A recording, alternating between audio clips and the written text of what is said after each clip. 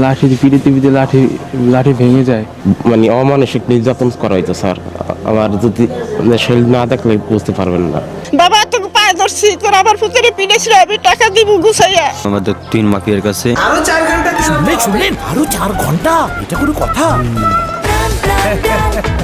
সময়টা দৌড়াবে। প্রাণডাল মুঠোয় মুঠোয় সময় পার বিক্রি করে দেওয়া হয়েছে। স্বজনদের ভিডিও কলে রেখে মধ্যযুগীয় কায়দায় নির্যাতন, মুক্তিপণের টাকা আদায়ের পর পুলিশে হস্তান্তর। দীর্ঘ সময় কারাভোগের পর বীভৎস স্মৃতি নিয়ে লিবিয়া থেকে দেশে ফিরেছেন শরীয়তপুরের 3 যুবক।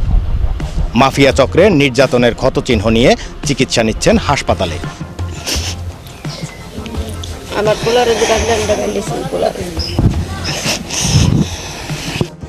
মা, তোমার দুধের কসম, তুমি আমার জীবনটা বাঁচাও মা। কত এত ফায় ধরছে আমার পুতে, আমার পুতের অত্যাচার করছে। ভিডিও কলে দেখা ছেলের উপর অমানসিক নির্যাতনের বর্ণনা করতে গিয়ে এভাবেই কান্নায় ভেঙে পড়েন আসমা বেগম। ছেলের জীবন বাঁচাতে দালাল চক্রের হাতে তুলে দিতে হয়েছে 11 লাখ টাকা। দীর্ঘ সময় কারাভোগের পর দেশে ফিরেছে ছেলে ফেরদৌস মাদবর। তবে ছেলের চিকিৎসা ব্যয় আর ঋণ করে দালালকে দেয়া টাকা পরিশোধের দুশ্চিন্তায় এখন পাগল প্রায় মা আসমা বেগম।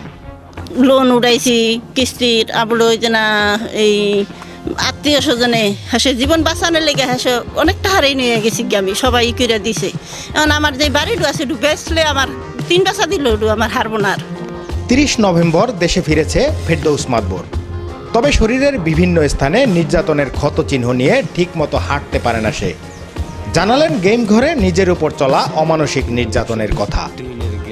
কোনোদিন খাবার দিত, কোনোদিন দিত না, এবং আমাদের লোয়ার অ্যাঙ্গেলে পা উপর দিক বেঁধে নিসমিন মাথা রেখে আমাদেরকে বাড়ি আত্মীয় স্বজন এবং ফ্যামিলিকে ভিডিও কলের মাধ্যমে অত্যাচার এবং টর্চার কইরা আমাদেরকে পা বাইসা, গিরা বাইসা এবং আমাদের উপরে ওইটা লাইট দিত এবং আমাদের প্রচুরভাবে অত্যাচার নির্যাতন করেছে।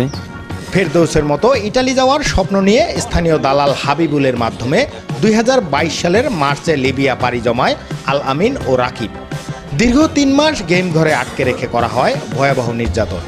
পরিবারকে নির্যাতনের ভিডিও পাঠিয়ে আদায় করা হয় মুক্তিপণের 11 লাখ টাকা। তবে এতেও মুক্তি মেলেনি তাদের। পুলিশের হাতে আটক হয়ে দীর্ঘ 11 মাস কারাভোগের পর দেশে ফিরেছে তারা। গুরুতর অসুস্থ থাকায় চিকিৎসা নিচ্ছেন শরীয়তপুর সদর হাসপাতালে। প্রচুর নির্যাতন করা হইতো, পিটাইতো একসার, পিটাইতো মাথা থেকে পা পর্যন্ত পিটাইতো। যদি আপনি টাকা না দেন তাহলে মাইট থামবে না, টাকা দেন তাহলে মাইট থামবে। 1 লাখ টাকা দেওয়ার পর মাইট থামছে স্যার। সারাদিনে একটা শুধু ওই দেশি একটা রুটি আছে, সেটার নাম হচ্ছে খবজা, সেটা আমাদেরকে সারাদিনে একটা দিত। আর আমাদেরকে নোনা পানি খাওয়াইতো, যেটার কারণে আমাদের শরীরে ঘাও পেঁচড়া হয়ে অনেক ভরে গেছে। ভুক্তভোগী পরিবারগুলোর অভিযোগ, লিবিয়া পর্যন্ত যেতে স্থানীয় দালাল হাবিবুল ব্যাপারীকে দিতে হয়েছে 4.5 লাখ টাকা। লিবিয়ায় নিয়ে তুলে দেয়া হয় মাফিয়াদের হাতে। মাফিয়ার নির্যাতনের হাত থেকে বাঁচাতে জমি লিখে নেয়ার অভিযোগও রয়েছে হাবিবুলের বিরুদ্ধে। এতটি টাকা দেওয়ার পরও সম্পদ নিব, নালে গেম দিব না, অগনি আটকা রাখছে 1 মাস। ফিরে আবার এই সম্পদ দলিল করে দিবে না, দিয়ে দিছি। যাক সম্পদে তো সন্তানে তো কি সম্পদ বেশি, দিয়ে দিছি দলিল করে। আমার পাস করা, আমার ওই বোনের পাস করা 10 করা। অভিযুক্ত হাবিবুলের বাড়িতে গিয়ে পাওয়া যায়নি তাকে। ক্যামেরা দেখে পালিয়ে যাওয়ার চেষ্টা স্বজনদেরও। পালিয়ে যাওয়ার সময় একজনের পিছু নেয় চ্যানেল 24-এর ক্যামেরা। জানা গেল তিনি হাবিবুলের বড় ভাবি। ভুক্তভোগী 3 যুবককে লিবিয়া নেয়ার কথা স্বীকার করলেও হাবিবুল নির্দোষ বলে দাবি তার। ভাই আমরা বিদেশ দিছি, লিবিয়া গেছে, ওখানে হে এলো লিবিয়া পর্যন্ত পৌঁছেছি, হে পতার হে জানে না।